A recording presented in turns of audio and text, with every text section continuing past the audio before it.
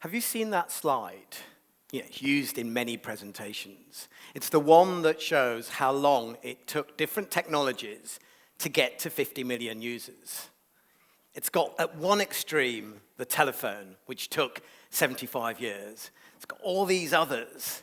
And then right at the end, quite recently, there's Pokemon Go, which took an incredible 19 days. It's a sign of our times. It's a moment in the 21st century where kids, young and old, are hiding and running around in parks, armed only with their smartphones, trying to capture imaginary objects. 50 million, 19 days, a reflection of our times. It tells us that with technology and with connectivity, ideas can spread really quickly. Both ideas that are worth spreading and perhaps a few that are not. The facts are, and you all know this, digital technology has completely transformed our lives in so many ways. With the smartphone, what can't you do? Dooku, you can order that sandwich now. We have voice, we have PCs, we have smart watches that can measure our heart rate. And clearly, we now have smart cars that can measure our emotions. But actually, whilst we've seen all of that changing and transforming our lives, if you take a moment and if you take a step back, you start to see a little bit of a concerning disconnect. It's as if there are two species of human being on the planet on some days. Over here, millennials, many of you in the room, writing code, growth hacking, agile, watching Gary Vaynerchuk videos. And then certainly from where I come from in industry, we grew up with kind of strategy and operations and a waterfall way of doing things. There is a disconnect. For me, this came to life earlier this year when Mark Zuckerberg walks into Congress. It was going to be a big time for him. All the cameras were focused on him. And of course, what really happened, what was the real news story, was the fact that hardly any senators had any sense of what the internet really was. It was a tough few days for Zuckerberg, do you remember? And there was that one moment where you saw this smile, where a certain senator leant forward and said, "So, how does Facebook make money?" And he said, "We sell ads, sir." There is a disconnect. How do you think our politicians would fare in Canberra asking if they were asked the same questions? Now, clearly, this was a very important moment. This was just a couple of weeks after the Cambridge Analytica scandal, where a data and research company had got their hands on personal data and of people who didn't know their data was being used, and they applied it to arguably shift some elections in politics. It's significant. But you kind of think that perhaps some of these politicians might have just taken a moment or two to do a little bit of homework. Would Canberra do better? Now, speaking of Australia, we have incredible, legendary startup businesses. Actually, a lot of these aren't even startups anymore. Atlassian, Bench, Canva, Domain, Envato. I reckon I could go through the whole alphabet. Certainly, Orbispace and the Works and people in this room. Now, a lot of people in these organizations look at the world in a very different way. They solve problems in a very different way. It's fresh thinking. It's amazing. They bring the idea of data, software, technology to solve problems. In their businesses, they're running sprints, they're doing agile, they're growth hacking, they're reformatting JavaScript. Did anyone even understand that last sentence? This is the issue, that unless you're a kind of hardcore techie millennial or you're running a software business, some of this stuff can be incredibly difficult for non-digital, normal human beings to understand. And that's the problem. That's where we suffer somewhat of a disconnect. And it's something that we need to do something about. Now, it's not only something that has changed organizations, digital transformation, digital disruption has started to change significantly professions. Marketing was where I started my career, and I know there are many folk and experts in the room who know a little bit about this topic. And this particular quote, there are many that lay claim to it, but I'm going to give it today to William Heskett Lever, who was around, set up a business in the late 19th century and into the 20th century, and that business was Lever Brothers, that evolved into the global business that is Unilever.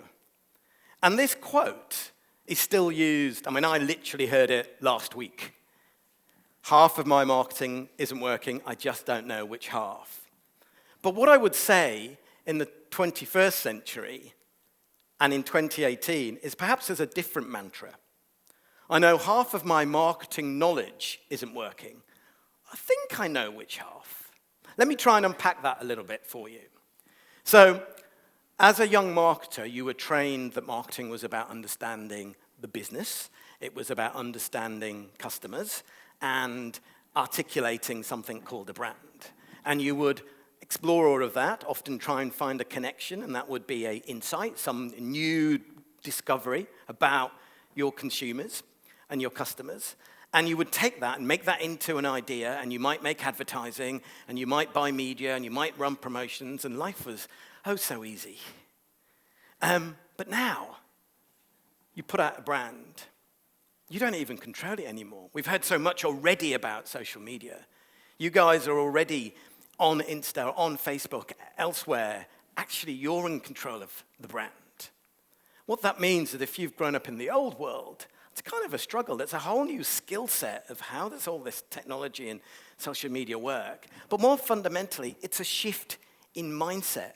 It is literally as if half of what I learned, I may as well throw in the bin because I need to start again.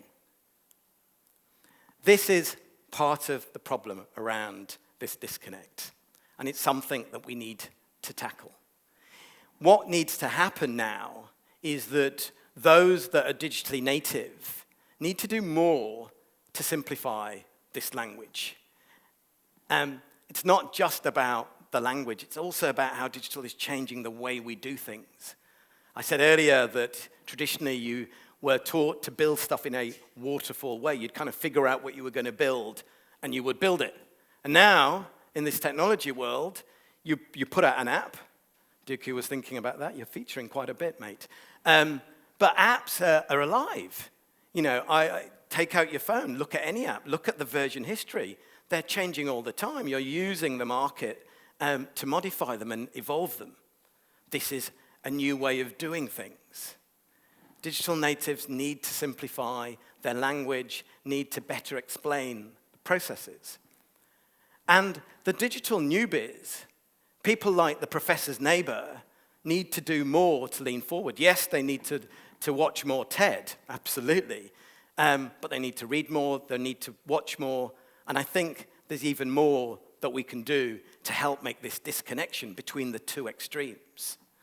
If now is, as some have described it, the fourth industrial revolution or the fourth revolution for society, if now is the time that some have described as the next phase of human evolution, if now is the time where computer code is a universal language that we can all speak, well then let's not just keep that to the kids that are in universities or the folk that are lucky enough to be in business.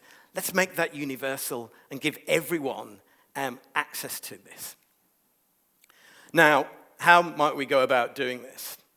I think we need a movement. I think we need to do more to make that connection. I have 3 ways, I believe, in which we could take this forward.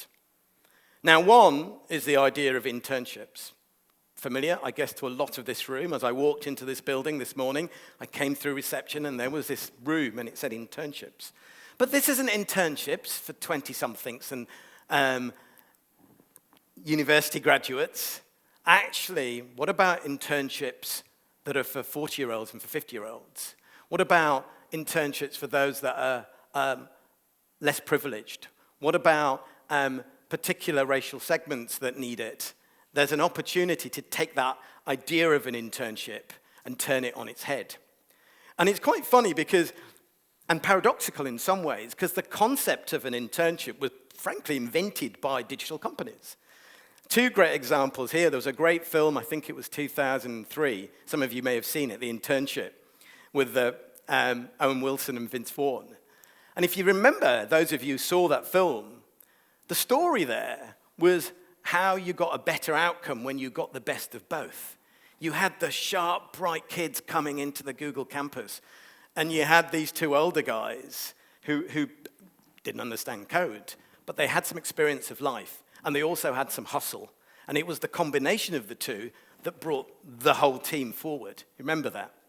And more recently, De Niro and Hathaway in The Intern, she being the quintessential founder, cycling around the office like many budding entrepreneurs in this room, and he being the grey-haired wise guy who actually helped ground her.